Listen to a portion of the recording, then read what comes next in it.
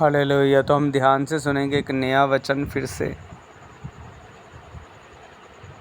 जब हम परमेश्वर की उपस्थिति से, पिता की उपस्थिति से दूर हो जाते हैं, तब ऐसा होगा, तब हमारे साथ ऐसा होता है। तो ध्यान से पढ़ना है, समझना है।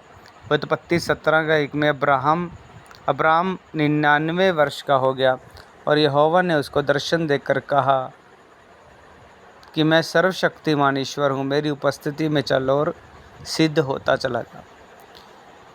जब हम शैतान के जाल में फंस जाते हैं तो वह हमारे अंदर अपने बुरे बीज बोकर चला जाता है। फिर हमारे स्वभाव में गुस्सा, नफ़रत, चिड़चिड़ापन काम करने लग जाता है। हमारे सोच में, हमारे विचारों में ऐसा होने लग जाएगा। छोटी छोटी बातों पर गुस्सा आता है। फिर मैंने अपने आत्मिक जीवन में ये अनुभव किया है कि फिर हम परमेश्वर की पवित्र उपस्थिति से वंचित हो जाते हैं। हमारे जीवन से शांति व आनंद, धीरज जाना शुरू हो जाता है। फिर हमारे मन में डर, घबराहट और चिंता और निराशा सा एक माहौल पैदा होता है और ये धीरे धीरे बढ़ने लग जाता है। और अगर ये इतना धीरे धीरे बढ़ जाता है कि हम समझ नहीं पाते कि हमारे साथ ये हो क्या रहा है। हमारी विनती, प्रार्थना, उपवास परमेश्वर के राज्य में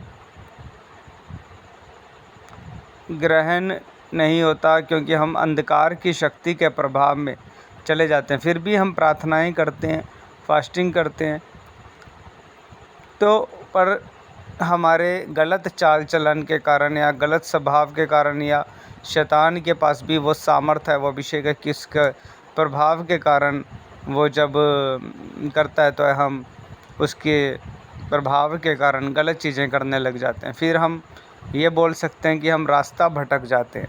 फिर हमें गलत सपने आने लगते हैं, घर में लड़ाई झगड़ा होने लगता है।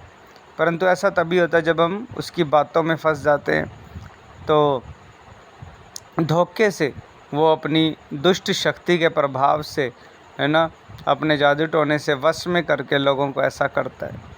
ऐसा तभी होता है जब हम परमेश्वर पिता की उपस्थिति से दूर होते हैं। जब हम परमेश्वर की उपस्थिति में होते हैं तब उसका जो जादू टोने का वार है, जो उसका तीर है, फिर हम पर चलने वाला नहीं है, ठीक है, क्योंकि खुदा की आग हमारे चारों ओर होती है। परंतु जब हम इस परमेश्वर की आग से दूर चले जाते हैं, दूर हो जाते हैं, तो अंधकार की शक्तियाँ हमें परेशान करने लग जाती हैं, क्योंकि इस आग से ही तो शैतान डरता है।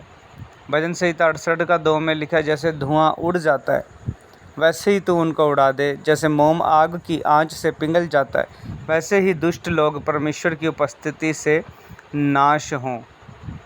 इसलिए लिखा है कि परमेश्वर की उपस्थिति से दुष्ट नाश होता है। परमेश्वर की उपस्थिति में दुष्ट जो है ठहर नहीं सकता। जब हम परमेश्वर की उपस्थिति के अंदर होते हैं तो हम एक अद्भुत शांति और एक अलौकिक आनंद को अपने जीवन में महसूस करते हैं। फिर हमें अच्छे दर्शन मिलते हैं, फिर हमें किसी प्रकार का डर, चिंता या घबराहट नहीं होती है, फिर हमें एक शांति, एक सुकून मिलता है, फिर हमें किसी प्रकार की चिंता नहीं होगी, शैतान के अटैक हम पर नहीं होते। तो हमें इन आत्मिक भेदों की समझ होना बहुत ज़रूरी है। तो सावधान रहना होगा, हमें सावधान रहना है। अगर आपके साथ भी कुछ ऐसा हो रहा है तो आपको खुद को चेक करना होगा। आपको परमेश्वर की उपस्थिति में उपवास के साथ बैठना होगा। फिर से आप वो जो फायर है, जो परमेश्वर की आग है या परमेश्वर की उपस्थिति है, अब फिर से अनुभव करने लगोगे। तो उसके लिए आपको उपवास के साथ, प्रार्थना के साथ और ज़्यादा परमेश्वर से सामर्थ्य मांगना है।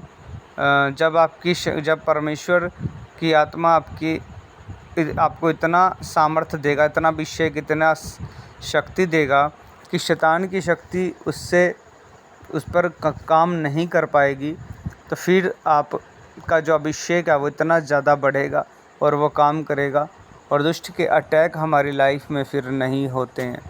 तो भजन संहिता 18:12 में लिखा, उसकी उपस्थिति की झलक से काली घटाएं फट गई, ओले और अंगारे गिरे, तब यहोवा आकाश में गरजा और परम प्रधान ने अपनी वाणी सुनाई। ओले और अंगारे गिरे, उसने अपने तीर चला कर उनको तितर बितर कर दिया, वरन बिजलियाँ गिरा कर उनको क्या कर दिया, नाश कर दिया।